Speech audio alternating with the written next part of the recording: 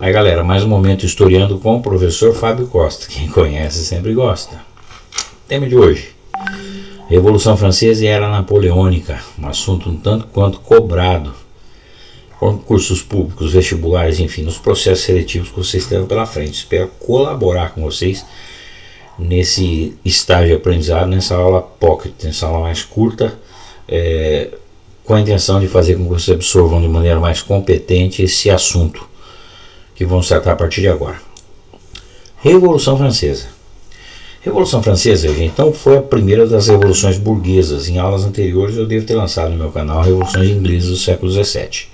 A Revolução Francesa é de 1789, ela é do século XVIII, e essa Revolução Francesa, então, ela foi a primeira revolução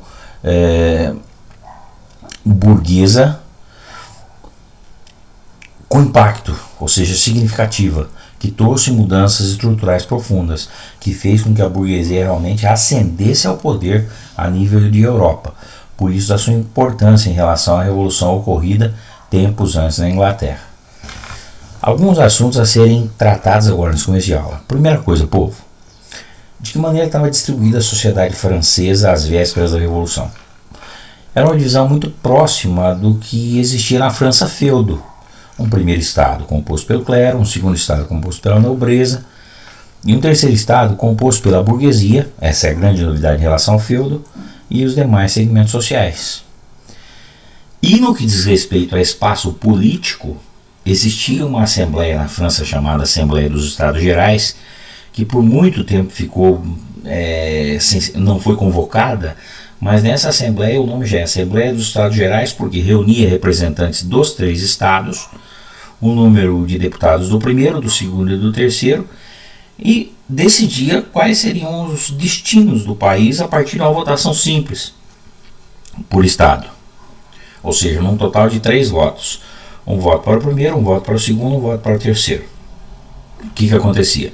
Primeiro e segundo estado tinham interesses comuns, então votavam sempre juntos, e o resultado das votações eram sempre 2-1. Ou seja, o terceiro estado só apanhava. E dado o momento, a França estava em endividamento interno, ou seja, com déficits orçamentários, e eu falo que toda a crise política ela deriva de uma crise econômica. A França é um exemplo para a gente provar que isso realmente é verdade. E o rei, Luís XVI, queria aumentar impostos. E esses impostos incidiam só sobre as costas do terceiro estado. O primeiro e segundo estado não eram tributados, que fique bem claro isso para vocês. Então ele convoca um ministro das finanças de nome Necker, e o Necker orienta: Majestade, nós temos que decidir sobre o aumento de impostos na Assembleia dos Estados Gerais. E essa Assembleia fazia muito tempo que não era convocada. O Luís falou: tudo bem, o rei, convoque a Assembleia. Ele já sabia o resultado. Pauta da votação: aumento de impostos. Pensem com o professor Fábio. O primeiro estado pagava imposto? Não. O segundo estado pagava imposto? Não. O terceiro estado pagava imposto? Pagava. O primeiro estado era favorecido com o aumento de impostos? Era. O segundo estado era favorecido com o aumento de impostos? Era. O terceiro estado era favorecido com esses aumentos? Não. Eu preciso pedir para vocês adivinharem o resultado dessa votação? Seria 2-1. Pelo aumento de impostos que favoreceria o primeiro e segundo estado e seria cobrado do terceiro. Foi aí que o terceiro estado falou assim: Majestade, nós temos uma reivindicação. E essa reivindicação é a seguinte: que o critério de votação dentro da Assembleia dos Estados Gerais deixe de ser voto por estado e passe a ser voto por cabeça. Por que eles fizeram essa proposta, professor? Porque daí, queridos, você pegava a soma dos deputados do primeiro e segundo estado, dava um número de 1.168 cabeças dentro da Assembleia. 10.169 cabeças.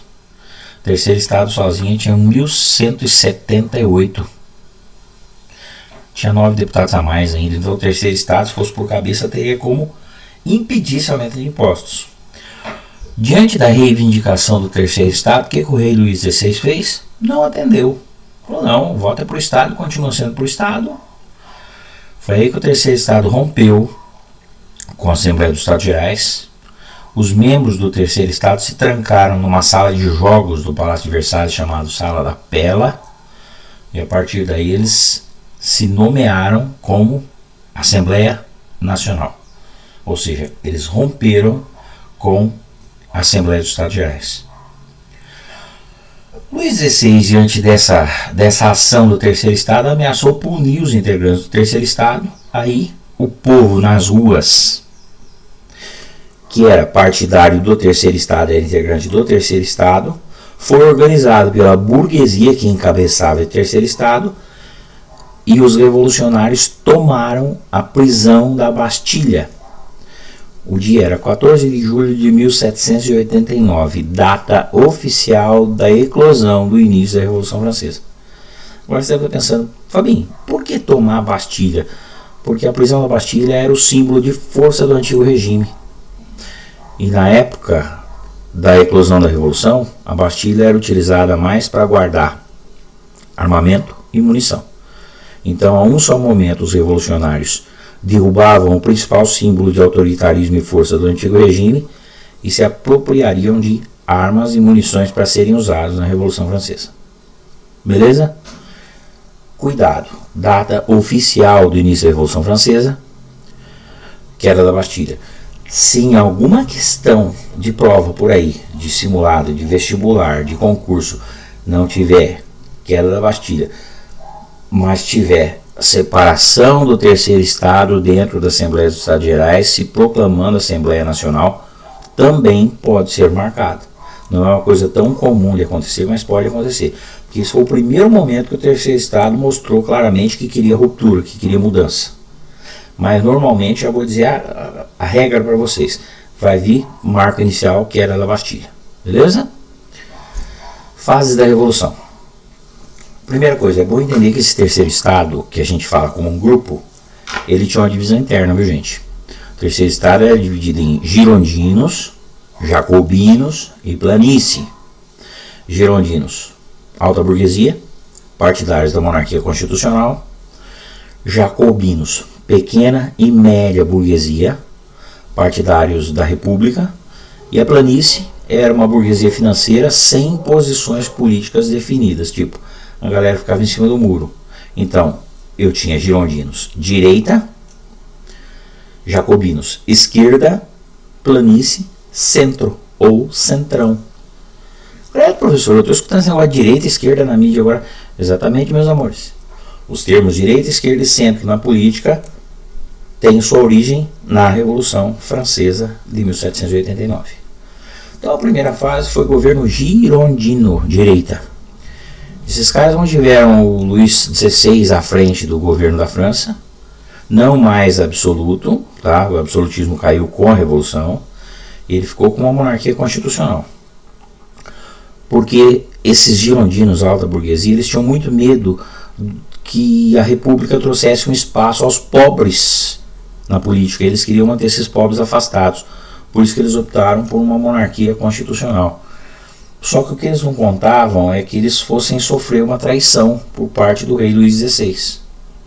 Antes disso, nesse momento daí já vem Declaração Universal dos Direitos do Homem e do Cidadão, Constituição Civil do Clero, ocorreu o grande medo, que foi uma onda de revoltas camponesas, tudo isso no começo da Revolução Francesa. E o Luís XVI começou a conspirar contra a Revolução nas costas do governo girondino. Ele começou a mandar emissários em países vizinhos, onde havia absolutismo vigente, para que esses países vizinhos aceitassem invadir a França e reverter os rumos da Revolução, ou seja, restabelecer o absolutismo francês. Quando os girondinos, os revolucionários, acordaram, a França estava sendo invadida por tropas de países absolutistas vizinhos. Foi aí que o momento mais aflorado da Revolução aconteceu e o nacionalismo francês foi demonstrado pela população, pelo populus. Maltrapilhos miseráveis, mulheres, idosos, todos foram à rua, armados com o que tivesse na mão, paus, pedras, enxada, foice, machado, e enfrentaram de peito aberto às tropas invasoras a ponto de expulsá-las e validarem a revolução em solo francês. E após esses embates, descobriu-se que o responsável por essas invasões era o Luís XVI. Diante da traição do rei, o governo revolucionário decretou o guilhotinamento de Luís XVI, da Maria Antonieta e da galera que circulava, que rodeava esse povo. E é aí que os jacobinos assumem a liderança da revolução, porque a liderança girondina ficou desacreditada. Quase tomaram uma reversão por uma ação pela qual eles foram responsáveis, que foi manter o rei no trono. Jacobinos assumem, aí a fase de fortalecimento da república, Constituição é lapidada e vigente, e dentro desse governo jacobino nós temos aí então o sistema político da convenção e a eclosão do chamado período do terror, protagonizado por um cara chamado Maximilien de Robespierre, ou Robespierre, que foi o principal dos líderes jacobinos. E o que foi o período do terror, professor? O grande medo foram revoltas camponesas, o senhor falou agora há pouco, começo da Revolução. O período do terror, gente, ocorreu dentro da fase mais radical da Revolução, que foi a Convenção, e consistiu na perseguição a todo e qualquer opositor do processo revolucionário.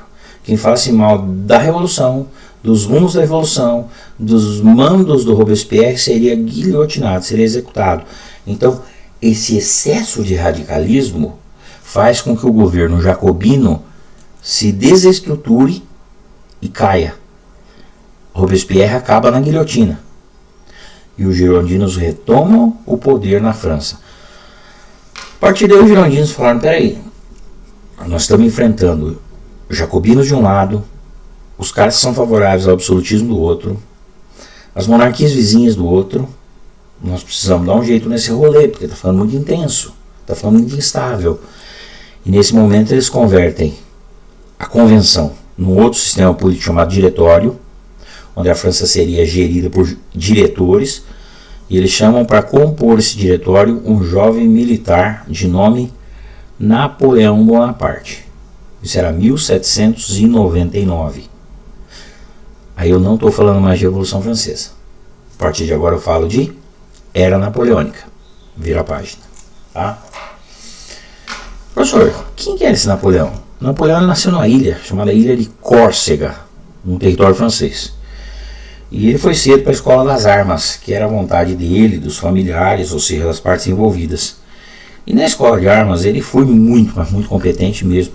Napoleão era um cara estranho, né, gente? Ele gostava na escola de duas matérias que não tem nada a ver uma com a outra, matemática e história. Ele era bom nas duas. Eu devia ser bom em geografia também, vocês já vão ver onde é que eu quero chegar com essa minha gracinha, né? E uma vez na escola de armas ele fez um trabalho que era a montagem de um sistema defensivo. E o trabalho dele foi muito elogiado, porque a estratégia era muito inovadora para a época. E dado momento a França estava sofrendo com a invasão de ingleses, no chamado Cerco de Toulon. Vocês podem pesquisar depois, Cerco de Toulon. E eles colocaram em prática o sistema defensivo do jovem Bonaparte em prática. E os ingleses levaram nitidamente um banho, foram expulsos pelos franceses. A partir daí o prestígio de Napoleão cresceu. Tá? Napoleão, à frente da França, ele ocupa o cargo de diretor, cônsul vitalício, imperador, e ele depois vira soberano de Elba. Tá bom? Ele assume então esse diretório, logo ele se torna cônsul vitalício, e ele dá um golpe de Estado, se perpetuando no poder. Esse golpe é chamado de golpe do 18 Brumário, 1799, e a partir dele começa a fazer tudo para que a França cresça. Quando Napoleão Bonaparte assumiu a França, ele tinha três grandes metas a serem cumpridas. Primeira meta de Napoleão: pacificar internamente a França, ou seja, acabar com aquela briguinha, com aquela rixa entre girondinos e jacobinos.